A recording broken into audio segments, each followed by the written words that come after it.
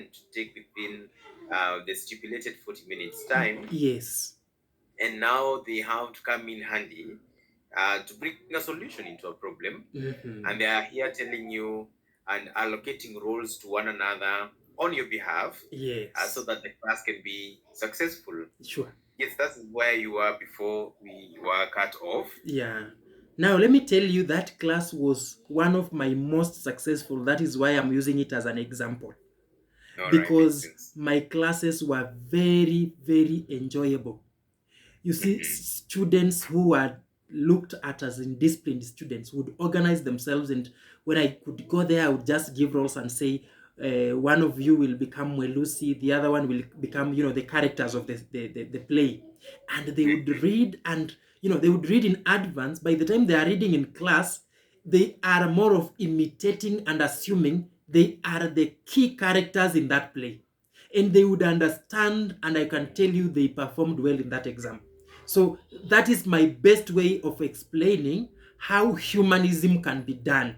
You see, we've not lost our connection, we've not lost our objective, but the Yes. learners have brought in their input to give a solution to a problem that would have otherwise affected them.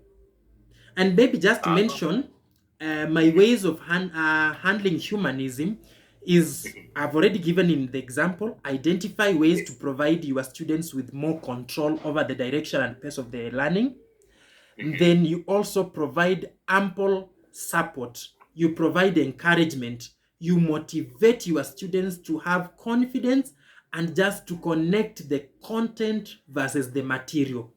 If they are Mm-hmm. able to appreciate the material you are using to teach and connect it with the content, then you are Mm-hmm. done. You will have achieved. Um, Yeah. Thank you so much. Maybe a recap of that. So, humanism has to do with seeing the person who is learning as a core in the process of teaching and learning, Yes. so that their decisions are taken into account, their thoughts, their suggestions are taken into account. And your role as a teacher is to also be part of them in the sense that you are here to encourage them, that we have identified the direction we are going, and this is the direction we have both chosen to go. Sure. So let's support one another towards that direction. That way, you come out as more close to you're closer to the student, and I would say human in the sense that you took their suggestions and thoughts into account. Sure. And That is it, and right? you are objective oriented, irrespective of taking their suggestions. You have not lost your objective. Your network. I, I can't get you, and Oh, we've done a lot.